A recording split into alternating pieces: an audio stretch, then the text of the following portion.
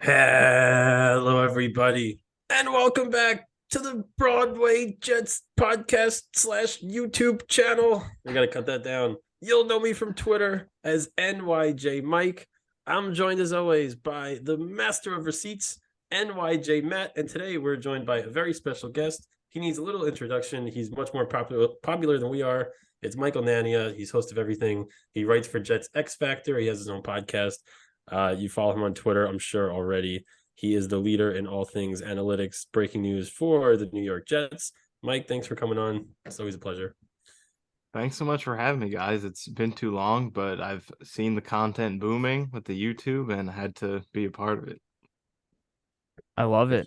I love it. I think we're going to start today we have a lot of hypotheticals to get to, but doing a recap of underrated players for the 2022 Jets. Nania, you break down the numbers. Me and Mike are more eye test guys. We have guys that stand out, but you actually go through all 22. You go through the PFF grades, and even we talk about how much we hate PFF, but you go through more than that and kind of build your own stats from it.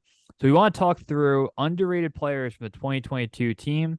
Could be free agents, could be guys that are young that might have, like a Sauce Gardner, we all know is an all-pro, but guys that were more under the radar. So Nania, thinking back through the year, who stands out to you as you've recapped the roster of an underrated guy in the team? Yeah, I think for me, one guy that stands out is John Franklin Myers because I feel like he's someone who was underrated at first. Then he, sort of came on in 2020, 2021, he got the extension. But now this year he was sort of more known. The thing he gets talked about the most is the penalty, obviously, against the Patriots. And he didn't make a ton of splashy plays. So I feel like, now he's the contract. So the expectations are higher. He's not the under the radar guy anymore.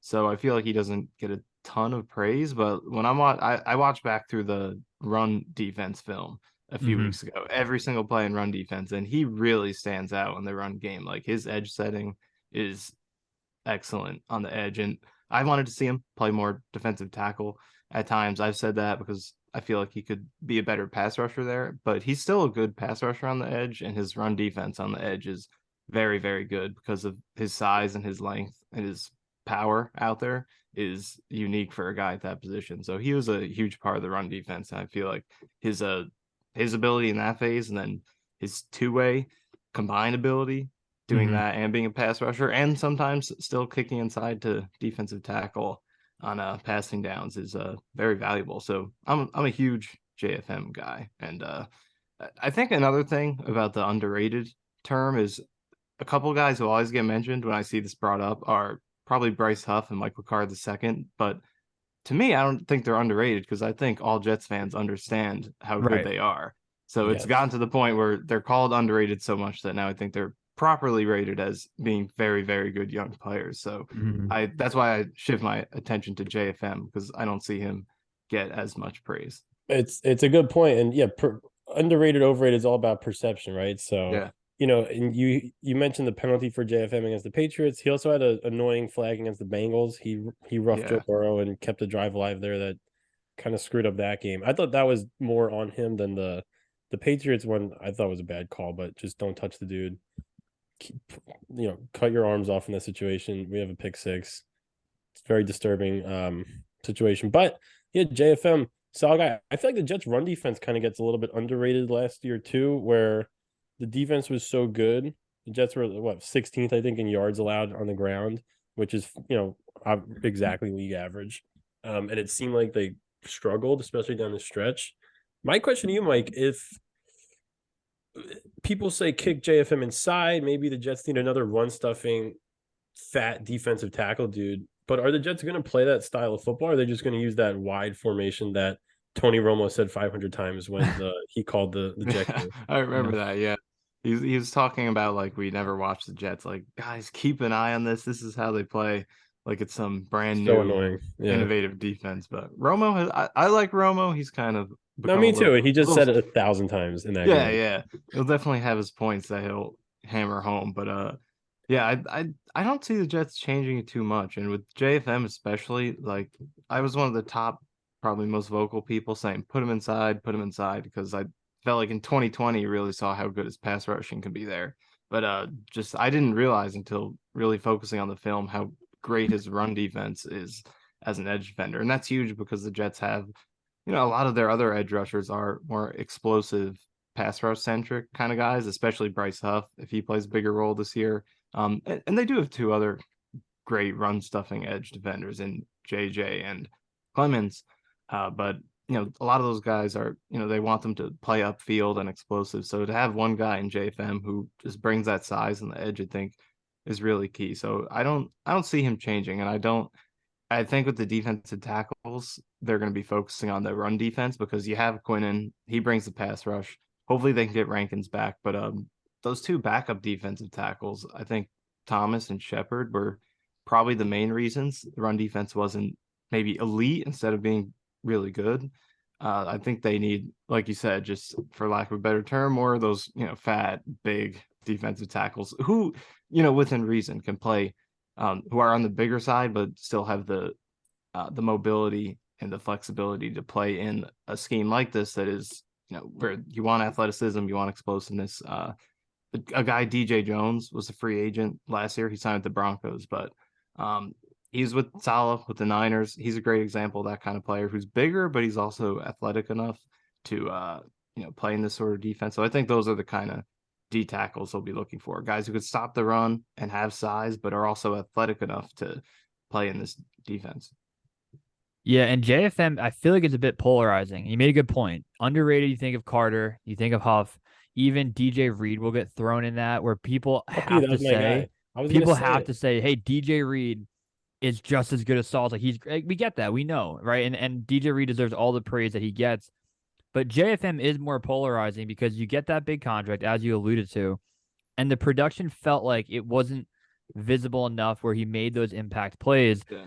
Then penalties come. It reminds me at a lesser degree, because I think he's playing better than this individual, but to get more money, is when the Jets re-signed Henry Anderson in the middle of the year. And we're like, okay, like building up confidence, like he's playing okay. And then he doesn't really make any impact plays, and then he gets penalties. So then I think a lot of Jet fans immediately try to equate those two together. And I think they would be surprised to hear about his productiveness in the run game.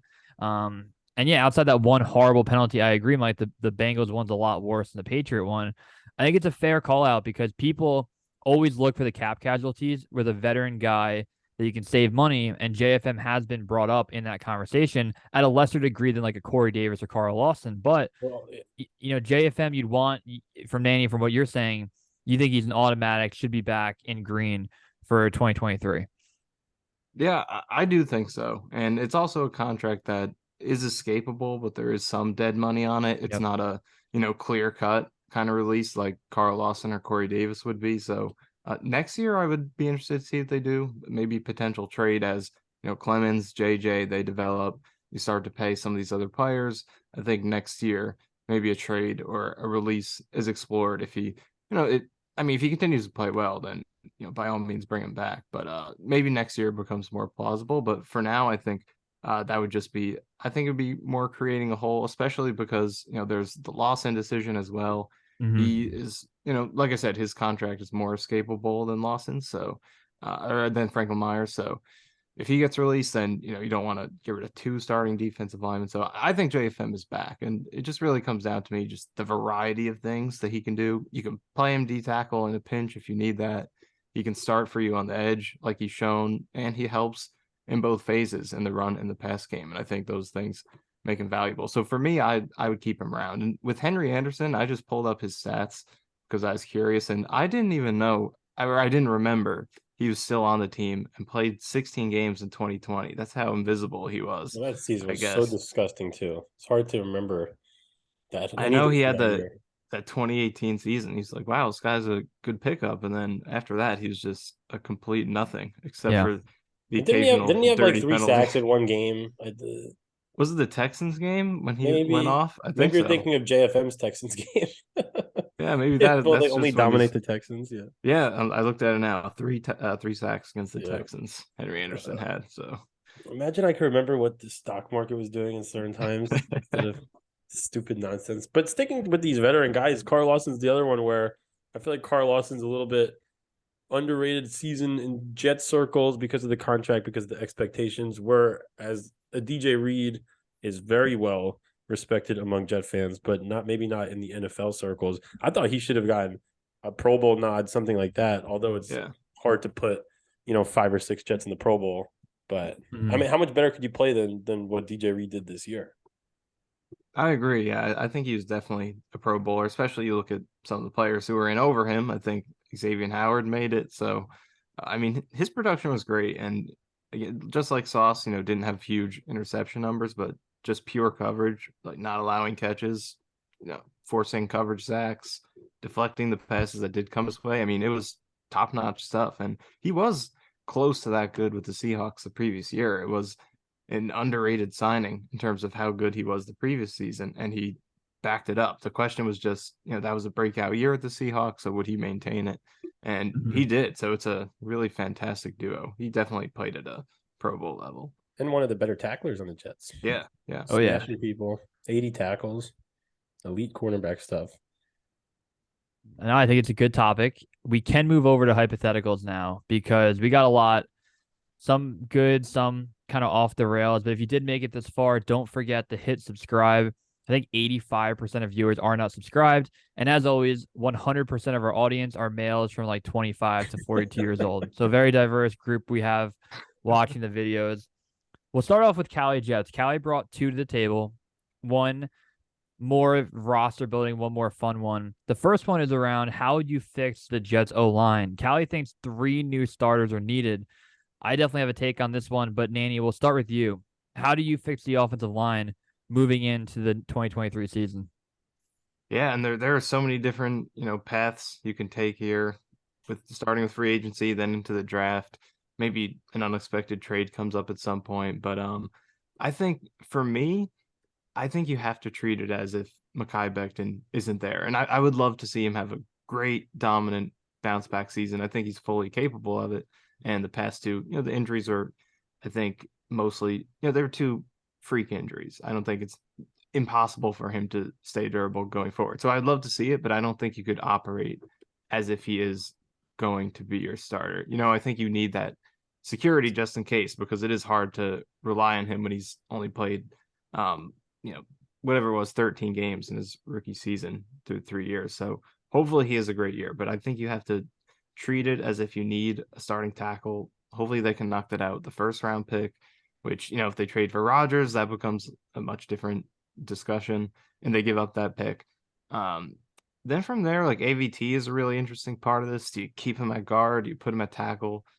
For me, I think with AVT, I would just kind of build the rest of the O-line the best you can, get the best talent, and put him in the last remaining spot. I think that's usually what I come to when I'm, thinking about how to handle this, because he just handled it so well within the season last year that I feel like in the middle of the offseason, go ahead and slide him wherever you need him to, and he should be able to hold that down. So I would try to get that starting tackle.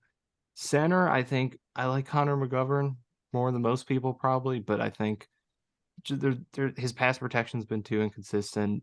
It's been shaky with the communication. I'd move on there and try to find a more pass blocking oriented center. There are some good ones in free agency, so I'd say sign a free agent center. Hopefully you could draft a tackle in the first round. And then in addition to that, so either guard or tackle you need, AVT in the other spot. Hopefully you can sign another free agent there as well. But there are so many different ways you can go about this. And what about some of these other internal options? Dwayne Brown should be around if he doesn't retire. Yeah. George Fant doesn't seem like he's likely to come back at all. He's liking tweets about going other places, and just from a fit perspective, doesn't make too much sense. You have Max Mitchell isn't going to be on the roster, but who knows what his health is like. Nate Herbig is another guy who seemed like he was good when he started to play last year, then maybe faded a little bit down the stretch. Yeah, I mean, I like Herbig as a backup. I would definitely bring him back, but some other team might see him as a potential starter, so maybe he's tough to bring back, but I think he's a high-level backup. Yeah, Dwayne Brown. Dwayne Brown obviously still signed, but he's a guy I thought he didn't really play too well last year, and I know he was playing through the injury, but he struggled a lot, especially in the run game. So he's not someone I am thinking too highly of in terms of what he can bring next year. So I would try to upgrade over him, potentially release him if they see that as a plausible option. So Max Mitchell, like you said, we'll see what his health is, but he showed potential last year. Yeah. Wasn't amazing right off the bat. Definitely there were some things he could work on, but you expect that from a 4th-round rookie. But especially that Browns game, he had some good reps against Myles Garrett. So there's stuff to work with there. And I think between him and Becton, you're hoping one of those guys can put it together, stay healthy, and have a great year. But you have those two guys, and I think you get some security, and hopefully that's your plan at tackle, just having that fallback plan to go along with a couple of young guys who do have some upside. Yeah, and I'm drinking the Kool-Aid on Becton. I think he can. Yes. I'm not gonna be blind and say you can only go to the season with Becton at tackle and a Brown. You got to do something different, and that's why I think even if they trade for Rodgers, I think they can keep 13 this year, and they give up a 2 and like a future 1. Anything you can do to keep 13 and draft a Skoronski, a Paris Johnson Jr. Give me a guy that can play at 4 different positions on the offensive line, move people around, and put your best 5 out there. If that means Becton's hurt or if he's playing at right tackle, you got a rookie at left tackle. AVT can swing around wherever you need to be. And then if you want to re-sign McGovern and bring him back, perfect. If not, get a younger option. I'm all in favor of the Jets' offensive line being a strength of this team, and I think it starts with Becton being healthy. Yes. I think the number 3 best thing for the Jets is a healthy Becton, outside of AVT and Hall coming back healthy and getting a veteran quarterback, because Becton makes everything easier if he is a staple in that offensive line. Just can't wait to see the Jets. Yeah, I totally agree. I mean, just that 2020 film, like he was probably the brightest spot of that season. Like, he was so good. That's what people forget. And then he had 2 freak injuries. Right. I mean, it was a lot of us weren't really focusing on, some of the players because we were just trying to lose every game. But when we were looking at the players, it was like, this was the one guy, and Quinnen was having a good season too, but Becton was one guy you looked at and thought, this actually is a special player that the Jets could pull out of this season going forward. And, he's a 21-year-old rookie. People thought he would have this huge growth curve, struggle year 1, and then kind of develop going forward. But he looked very NFL ready. Not to say he was perfect yet, but he was very, very good already. A lot of people were talking about like borderline top 10 kind of left tackle. So he has that talent to be just a dominant force who can really change everything for you in both phases, both run game and pass blocking. Yeah. It would be nice to keep 13 though. I wish it was like the NBA. We could just trade a bunch of like 11 4th-round picks. Yeah. And, 5 2nd-round picks. I'm biased. Becton and I are friends on Twitter, so I'm biased. I'm just high on him regardless. Dude, the last thing about Becton, I thought, going into the last year, I'm super. You're dying for whatever side of the line, either it was the right or the left side of AVT and Becton. That could happen next year. I'm still excited for it. It's the same guy. He lost weight. Fucking stay on the field, please. He'll be back. He'll be back. He will. And then Callie, another question. You're trying to avoid the death penalty. You either need to beat AVT for a sack on 15 pass rush snaps or catch a ball against Zach Wilson or against Sauce Gardner on 15 sets with Zach Wilson throwing the ball. So Zach Wilson throwing the ball, you got to beat Gardner for 15 yards or beat AVT for a sack. Okay, Mike, Nanny, we'll start with you. Well, a big factor here because we know who's throwing the pass going up against Sauce, but who am I trying to sack from going up against AVT? Because that's also pretty huge. If it's Joe Flacco, you don't. We're gonna do Zach Wilson. Just fall down. Okay, Zach Wilson for both. Well, I think I'm gonna take my chance against Sauce because beating AVT and bringing down Zach, who say what you want about him, but he is pretty elusive and athletic. That seems pretty tough. Like maybe Sauce will slip once, or he'll tip up, get greedy for the pick and he'll tip it up and I'll catch it. I think I'll take my chances against Sauce. Do you guys agree? I think it's not even close. How the hell am I going to get around AVT? I mean, just statistically, it's much easier to catch, 1 out of 15 passes in the NFL. Exactly. That's what I'm thinking. Like even if you're what if I just do like a bubble screen? Yeah, like even if you're Nick Bosa and you get 1 sack out of 15 reps, that's really good. But if you catch 1 out of 15 targets, then you're absolute trash. So I think I would go with that. I could beat Sauce. I got a nice hezzy little double move, maybe come back. We'll stop and go, come back. You can't expect that. As Could long as you- he doesn't knock us on the ground by jamming us. I at think the he's last going to. serve. That's He's my got long fear. arms. That's my fear about playing Sauce. He'll be like press coverage and murder me every time. We'll get in I'm the like- slot so he I can't think I'm touch like us. wider than Sauce though, like as a human being. Like I think my body is wider than his. I don't know, man. You know? Yeah, He's really like skinny. I'll just try to engage him in a conversation about GTA to distract him. but I'm like, picture You saw picture the new AVT. game. You run by him. Hear me out. My whole Join thing. my roleplay server. Yeah, the role play serve is a big note on Twitter.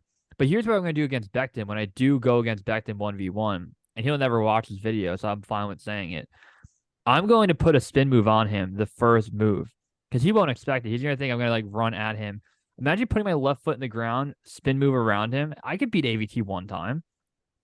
You'd have to surprise me. He doesn't have any film on you. Helps. No, I don't think I'd That's beat true. either of them. Well, it depends. Unless you do the Becton thing first, and then Yeah. AVT sees that, you have to then either spin the other way.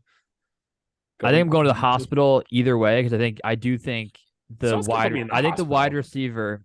If AVT has 15 reps against me, Mike, and No, wants to AVT bully me, would he literally would- kill you. Yeah, I'm he talking would- about Sauce. Sauce not putting you in the hospital. I'm not saying he would or wouldn't. I'm saying if he is press coverage and just murders you every time at the line. I'm 5'9", like a $150. Even though he's a thin guy, he's 6'1" and built like a You're not going to go to. You don't need an ambulance. dude. If AVT pancakes you, you need an ambulance. Fair. I go the wide receiver route as well. I think the catches are an easier play, but I I'll catch want to. fucking 10 out of 15. You'd catch 10 out of 15. I think I would catch like 4 or 5. That's great. He'd be It the has to greatest be. corner ever. Did it have to be at least 15 yards? Was that the stipulation? Or Oh, something that's like that? very difficult then. Yeah, 15 Oh, yards. all right. I don't know if I'm gonna catch 4 or 5. I think you're 15-yard on the passes. 15 and you need to score a touchdown. So you can't even like Okay. All right, I'd be happy if I score 1. That's fine. you do need a tip ball. I'll just like put in a little bubble screen there, a little out. What else we got? All right. What would your reaction be if the Jets went into next year with Zach Wilson as the starting quarterback? Ugh. I mean, I guess it depends on the circumstances. If the quarterback, whoever's starting, got injured, I mean, That's true. at least you could excuse them for not making that the plan A. But I'll if that's their rephrase it. plan Yeah, A, he- then he it would could be. Yeah, Let's- he could be the backup. He Yeah. probably will be the backup by all accounts. You know. I'll rephrase it. He's the plan A moving forward, and they have a backup. But that would be what would your reaction be if he's the plan A? Wow. I mean, internally or maybe like privately when I'm in my room, I'll probably break some things, yell a little bit, but publicly I'll always be measured and be like, guys, look at the positive side of this. Try to Yeah. find those ways to spin it, but there would be a lot of frustration, honestly. You Can't can't waste do it. this. You can't waste this team Yeah. with that. Yeah. You can't do it. And again, not to say he can't be like an Right. actual quarterback a couple years from now, either with the Jets or without the Jets. I doubt it's with The the Geno Jets. Smith disproves everything. Anything could happen at this Yeah. point. Seriously. You can't get benched for Chris Trevler in a must-win primetime game at home. Like you can't do that. I don't care how the weather is. You can't do that. If that is the plan A, it's the classic. The Jets have to know something that we don't, because they can't risk their career, Joe Douglas and Robert Saleh, on this kid getting them in the playoffs, because there is a playoff mandate, regardless if Woody Johnson says there is or isn't. If they don't make the playoffs, there's a high chance both of them are fired. So he can't be the plan A. I would be mortified if that is the plan moving into the year. Can't do it. I have a good one for Nania that I already asked you this, Matt. similar topic. Nania, you're guaranteed 17 games of Mike White, fully healthy. He's the quarterback next year. What's your reaction to that? I mean, I would say, I guess here's what I would say. In terms of ranking it compared to some of the options we have right now, I would put that below Rodgers and Carr, but I would put that above anything beyond those two. Wow. Like I would take that over Jimmy G, I think, especially because the health part. Well, of I'm that. guaranteeing 17 games. I Right, don't think that's so- that crazy. Yeah, so I'd put it 3 behind Rodgers and Carr. It's not that crazy because if Jimmy G plays 10 games, it's a no-brainer. You much rather have this. I'd rather have 17 games of Mike White than 10 of Jimmy and 7 of Zach by far. And then the other thing I was telling Matt this, we've talked about this before. What I saw from Mike White, those mid 3 games of this year against the Bears, Vikings, and Bills was terrific. And then watching him play with 5 broken ribs against the Seahawks does not change my opinion about on the guy. That's it. Why would it? Yeah, I mean, it was very exciting. And the way he was playing, I thought, they were going to win the games they needed to get into the playoffs and have a chance to make some noise. And it was legitimately very impressive stuff. And as you said, Seahawks game doesn't really change it for me because we know he was hurt, and it's clear watching him play. But at the same time, the reason that I don't think he's in the discussion right now is because it's just such an important season to where you can't bank on such a small sample of games, and the also the questions of the durability. So I'm still very interested to see what he does in the league. I think he'll get a good shot to start somewhere else, and I think there's legitimate kind of maybe average starter potential for him. He will always be loved by the Jet fans. Yeah. Now, what are you cooking over there, Sauce? I'm looking at another hypothetical to bring to the table here. Do you think Joe Douglas has done enough to keep his job and go through his second head coach if Robert Saleh doesn't work out?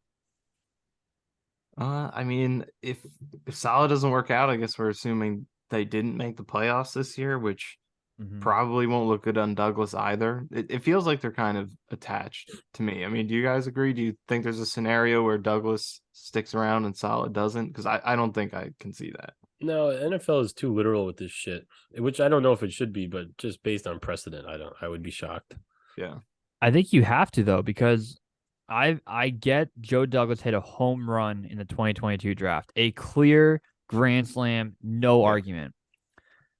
2020 and 2021 draft classes have not only big questions, major questions, and wasted 3rd round and 4th round picks. You don't have to be a starter in the 3rd or 4th round. You have to be in the NFL after a year or two. Those drafts turned out to be so poor. And if Moore doesn't have a bounce back year, I'm not going to go to bed and think Joe Douglas is a great drafter until he proves me wrong. So that's why, even though he drafted amazing, he did the tough call in taking Sauce at 4, which revisionist history, maybe at the time, a lot of people wanted Thibodeau. I was one of them, and I was completely dead wrong. But also, I wanted Sauce Gardner at 10, and that wasn't going to happen. So either way, I think that Douglas would be fired if Saleh gets fired. In the 1 out of 100 scenario where Saleh somehow loses the locker room, and it's like a true train wreck, and then an assistant coach comes in and somehow wills his team to a playoff spot, which will almost never happen, that is the only way I think that Joe Douglas could keep his job as well. I think his drafting has been more than solid, especially with this year. It'll help him a lot too if Becton has a year. That'll really help him. But I agree, but Zach Wilson is just a franchise-altering, horrific pick as of right this second. And I think Joe Douglas' free agency has been very underwhelming to me. I think he bargain shops a little too much, tries to get a little value here, a little $6 million for Jacob Martin, this and this and this. Fuck that. For once, package it up and get a real sick maniac in here. But maybe he'll do it. And he did try to probably get Tyreek Hill. So, and we'll see what he does with quarterback. Like if the Jets get Aaron Rodgers and he gets hurt or some shit, I don't want to fire these guys. Yeah, that's another scenario. He has an all-time draft. Brings in a Hall of Fame quarterback, and then it doesn't work out. I'm not firing the dude. Yeah, that's fair. And I think the free agency point you bring up is pretty important because like they've spent a lot and there haven't been the results to match it up. So, and part of that's injuries. Guys have whether it's Fant, McGovern has been hurt, but Fant was injured. I do not blame him for the offensive line struggles this year. It's not fair. You have 6 guys go down. Yeah, so some of it has been injuries, but the Wilson pick, like you said, is a huge one. And not that I think a lot of GMs would have made the same pick. So that's the thing. It's relative. It's not like he was like, oh my God, I have to have Zach Wilson. Can we talk about that, though? I know we only have 3 minutes left, so we don't get to your hypotheticals. We'll definitely run it back next time. But what always bothered me about the Zach Wilson pick is that he was truly maybe a practice squad quarterback, even in October of that year. I know it's a weird COVID year. And then out of nowhere, you blink in November and December, and he's a top 2 pick. And I just never understood that. And there's a tweet out there where I rank Trevor Lawrence 1, Justin Fields 2A, Zach Wilson 2B, because I'm like, give me the guy who's played 30 games against like huge conferences, big championship games. And again, Justin Fields, I don't think is going to crack like a top 14 quarterback in the NFL. I don't think he throws the ball well enough. I think the Bears need to do a better job of building around him, and maybe I'll pivot. But I never understood why Zach Wilson was the play at 2. And even when we got him, I tried to buy in, get hyped about it.